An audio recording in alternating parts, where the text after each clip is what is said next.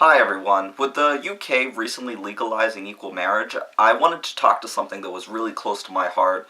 Gay rights is something that I'm really passionate about, something that I really fight hard for and talk about a lot, in real life certainly, and so I wanted to make a video about some of the arguments that I hear against gay marriage and how stupid they can be. Helping me today will be Achilles' heel self. He's wearing a Russian hat. I don't know why. Seemed like fun.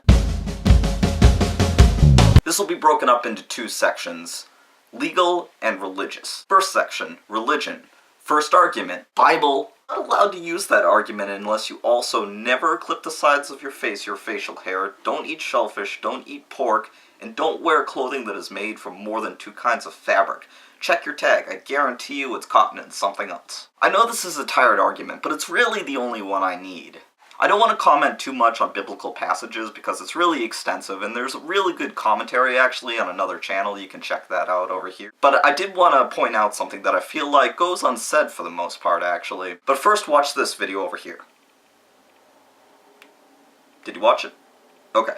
So, as you can see, there isn't a Greek word for homosexuality. And that can throw quite a wrench in things as far as translating the words that are used in the original biblical text goes. So the interesting thing is that if you believe that the Bible contains everything that is a sin and everything that is a law, and if you disagree with the theory that this commentator talks about the sections regarding homosexuality actually being about a man and boy sexual relationship, there are no passages in the Bible that condemn pedophilia. There are a few that kind of hint at it, but they're really obscure and not very convincing at all. And if you want to take a look at them yourself, look at this passage over here. But God made beauty in opposites that were designed to come together and produce offspring. I admit it's very poetic for two opposites like that to be coming together and creating more of themselves. But that doesn't necessarily mean that people of the same sex come together that isn't beautiful. That doesn't follow logically. In fact, the most beautiful thing that we have as a species is the ability to come together, to love one another, and to create stuff like art and books and that kind of stuff. I'm getting off topic, but when society comes together with different people who are straight, gay, bi, whatever, that's a kind of beauty in and of itself. But there is nothing as profound as two opposites coming together and creating life. Okay, now I have a headache. Okay, you win, Achilles' heel self, because only when a man and a woman come together can they produce a child, unless they're infertile or they're too old. Legally and socially acceptable pairing that completely disregards love or committed relationships, because a man and a woman can produce a child even if they don't love one another or are committed to one another. Second section, legality. The American government shouldn't be making laws regarding religion. First Amendment. The government regularly makes exceptions to laws when it's reasonable. That's why you can't yell fire in a crowded theater or own an automatic weapon if you're a civilian. And if you're married or plan to get married, you will or are regularly enjoying exceptions. You get federal benefits, tax breaks, and hospital visitation rights. But society has an interest in those exceptions, so it makes sense. Number one, not every straight couple produces a child. By this logic, you should have to sign a contract when you get married that requires you to produce a child, a certain amount of children, and a certain time restriction. Otherwise, your marriage will become null and void. Seems kind of invasive. Number two, there are plenty of people on the earth already. Not every couple should have to produce a child in order to benefit society.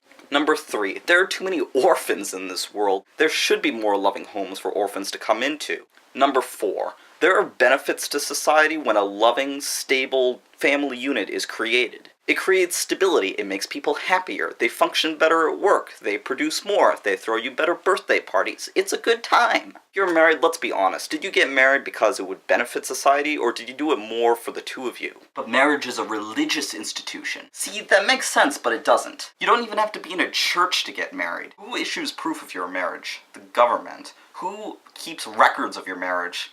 Maybe a church, but usually it's the government. If the Church of Religion were an entity that could make a logical rule where only very religious people could get married and only strict adherence to the no shellfish policy could get married, see, that would never happen because the majority of people benefits from the loose definition of marriage.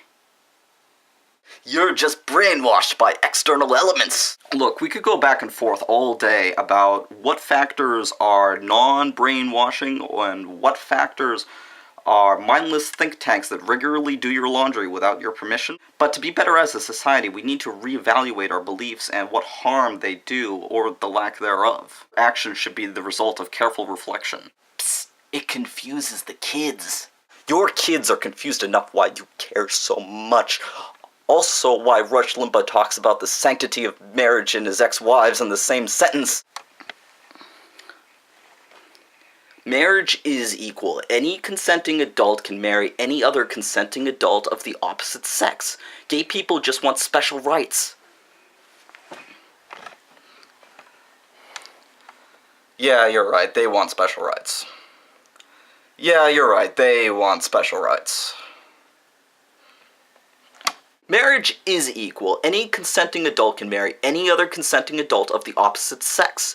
Gay people just want special treatment. Yeah, you're right. They want special treatment. I mean, anatomy.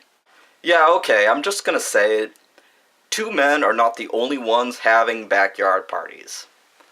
Sorry, said it. You probably didn't learn that in your health class, so just thought I'd say that.